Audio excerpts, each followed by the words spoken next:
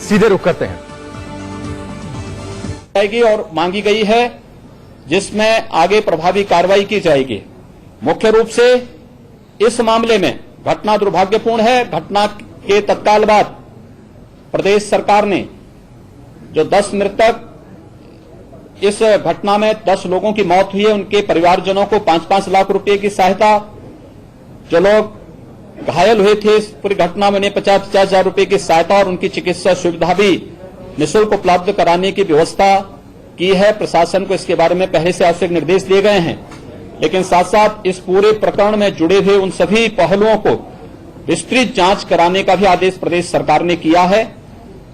मुख्य रूप से 1955 और 1989 की ये 2 घटनाएं, जिसमें ग्राम पंचायत की भूमि को और वहां के कुछ लोगों की भूमि को एक आदर्श सोसाइटी के नाम पर करना, और उसके बाद आदर्श सोसाइटी की भूमि को कुछ चंद लोगों के नाम पर दर्ज करके और फिर उसके नाम पर शासन की भूमि को या ग्राम पंचायत की भूमि को या सार्वजनिक भूमि को हड़पने की किस प्रकार की दुरंभी संधि समय समय पर होती रही, इन सब का पर्दाफाश होना अत्यंत आवश्यक है।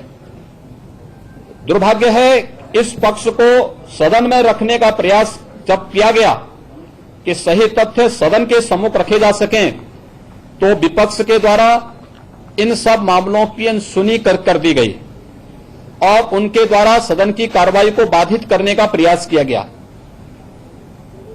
इस पूरे प्रकरण के लिए 1955 और 1989 में भूमि संबंधी जो भी ये गलत अभिलेखों में दर्ज करने या फिर गलत तरीके से कुछ लोगों के नाम पर चढ़ाने की पूरी कार्रवाई, उस समय कांग्रेस की सरकार उत्तर प्रदेश के अंदर थी और उस सरकार में किस प्रकार से भूमाफियाओं को और शासकीय भूमि को या सार्वजनिक भूमि को हड़पने के कार्य कितने बृहद स्तर पर होते रहे, उसका एक उदाहरण यह भी सामने आया है।